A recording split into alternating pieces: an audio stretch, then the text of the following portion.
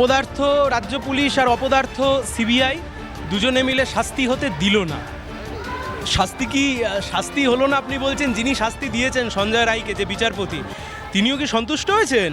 তিনিও তো লিখেছেন একজনকে আপাতত দিলাম, এখনও তদন্ত চলতে থাকবে। তার মানে ফার্দার ইনভেস্টিগেশনের জায়গা ছিল। আর আপনি যদি সেই জাজমেন্টটায় দেখেন, সেখানেই তো লেখা রয়েছে যে সিবিআইয়ের যিনি আইও, তিনি নতুন করে কিছু তদন্ত করেননি। শুধুমাত্র যা নেওয়া হয়েছিল তথ্য প্রমাণ, সেগুলোকেই আতশ কাজের মধ্যে ফেলে দিয়ে তিনি এগিয়ে দিয়ে গিয়েছেন তদন্তকে। আসলে আমরা বারবার বলেছি, আমাদের রাজ্যের সারদা, রোজভ্যালি, আইকোর একের পর এক দুর্নীতির মামলাতে যাভাবে তদন্ত হওয়ার ছিল, সিবিআই বারবার রাজ্য সরকারকে বাঁচিয়েছে। এই অভয়ার কাণ্ডতেও একই ঘটনা ঘটল। দিদি মোদি দুজনে মিলেই গোটা ঘটনাকে ডাইভার্ট করার চেষ্টা করলো। তার কারণ আমাদের রাজ্যে পুলিশ ধর্ষকদেরকে প্রোটেকশন দেয়, আমাদের রাজ্যে পুলিশ প্রতিবাদীদের ওপরে আক্রমণ করে, আমাদের রাজ্যের পুলিশ প্রতিবাদীরা যখন মিছিল করতে আসে সেখানে এসে দাঁড়িয়ে বাধা সৃষ্টি করে। আসলে এত নির্লজ্জ দলদাস প্রশাসন আমরা আগে কখনো দেখিনি। সে তো স্বাভাবিক, তৃণমূল তো দিনের শেষে তো স্বাভাবিক। এই ম্যাঙ্গোরাই তো থ্রেড কালচারের আসল জনক। এই ম্যাঙ্গোরাই তো আরজি করার ঘটনার সময়তে মিছিল করেছিল ফাঁসি চাই বলে। সব তো লোক দেখানো, এই তো পরিষ্কার। দেখো, ব্যারিকেড টানার প্রস্তুতি কিন্তু শুরু হয়ে গেছে, আর আধ ঘন্টা পরই কালীঘাট চলো অভিযান ডাক দিয়েছে অভয়া মঞ্চ এবং জুনিয়র ডাক্তার ফোরাম। গতকাল থেকে তারা রাত জাগো কর্মসূচি এবং শ্যামবাজারে তাদের অবস্থান বিক্ষোভ কর্মসূচি, মশাল মিছিলের কর্মসূচির মধ্য দিয়ে তাদের 1 বছর যে অতিক্রম করেছে এই আন্দোলনের, অর্থাৎ আরজি করের ডাক্তার ধর্ষণ এবং খুনের ঘটনার যে মামলা, সেই মামলার কিন্তু এখনও কোনো শাস্তি সম্পূর্ণভাবে ঘোষণা হয়নি বলে দাবি করেছে অভয়া মঞ্চ। এবং আমি একটু আমার ক্যামেরা পার্সন রাজকে দেখাতে বলবো, সামনে একটি ছোট ব্যারিকেড এবং পিছনে একটি বড় ব্যারিকেড করার কাজ চলছে। এখানে একটু আগে কিন্তু পিছন দিকে বড় ব্যারিকেডটা করা ছিল না এবং রাস্তাটা খোলা ছিল, কিন্তু এই মুহূর্তে রাস্তা বন্ধ করে দেওয়া হচ্ছে, কারণ অভয়া আন্দোলন কিন্তু আবার শুরু হয়ে গেছে।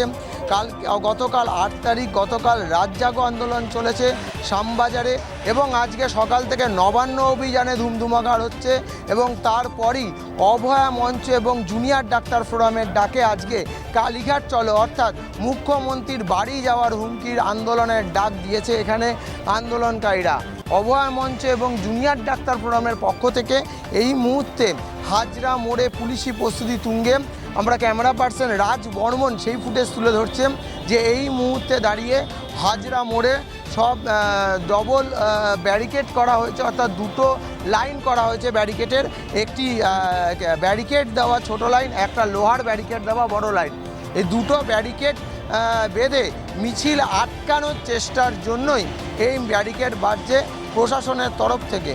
শুধু তাই নয়, এইখানে এই যে ব্যারিকেড কিন্তু আধ ঘন্টা আগে সাজানো হচ্ছে, এবং পিছনে যে বড় ব্যারিকেড, সেই বড় ব্যারিকেড তৈরি করার প্রস্তুতিও কিন্তু ইতিমধ্যেই কিন্তু শুরু হয়ে গেছে। আর মাত্র ঘড়ির কাঁটায় আধা ঘন্টা, তারপরে কিন্তু অভয়ার মঞ্চ এবং জুনিয়র ডাক্তার ফোরামের পক্ষ থেকে কালীঘাট অভিযানের ডাক, এবং সেই ডাক অনুযায়ী কিন্তু প্রশাসন সব দিক থেকে প্রস্তুত। গতকাল রাত থেকে এই অভিযানকে কেন্দ্র করে এবং আরজি করের ডাক্তারের ধর্ষণ এবং খুনের ঘটনা, অভয়ার মৃত্যুর বিচার বিভাগীয় তদন্ত এবং অভয়ার মৃত্যুর বিচারের দাবিতে জুনিয়র ডাক্তার ফোরাম এবং অভয়া মঞ্চ দুটির পক্ষ থেকে কিন্তু গতকাল রাত থেকে রাত জাগো, এবং রাত জাগোর পরপরই কিন্তু আজকে সকাল থেকেই নবান্ন অভিযান, যাতে রয়েছে ছাত্র সমাজের ডাকে নবান্ন অভিযান, এবং নবান্ন অভিযানের পর ঠিক বিকাল করতেই কালীঘাট অভিযানের ডাক অভয়া মঞ্চ এবং জুনিয়র ডাক্তার ফোরামের পক্ষ থেকে। সেই কালীঘাট অভিযানের তৎপরতা আমরা দেখাচ্ছি যে পুলিশের পক্ষ থেকে ব্যারিকেড, প্রথম ব্যারিকেড ভাঙলে দ্বিতীয় ব্যারিকেড, তারপর জলকামান, একের পর এক ব্যারিকেড সাজিয়েছে কলকাতা পুলিশ।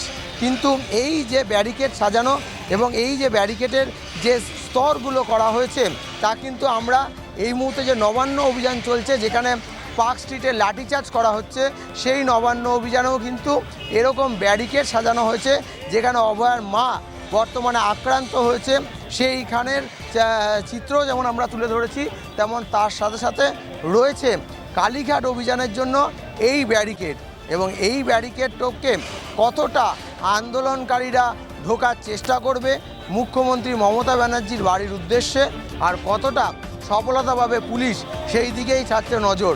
খানিকটা আন্দোলনকারী ভার্সেস কলকাতা পুলিশের যুদ্ধ হয়ে দাঁড়াচ্ছে এই আন্দোলন, এবং অভয় আন্দোলনের বিচার এবং তদন্তের দাবিতেই এরা দিনকে দিন আন্দোলন আরও তীব্র থেকে তীব্রতর করছে। ক্যামেরায় রাজ বর্মনের সাথে Debarun Chakraborty, vision plus news, Kolkata.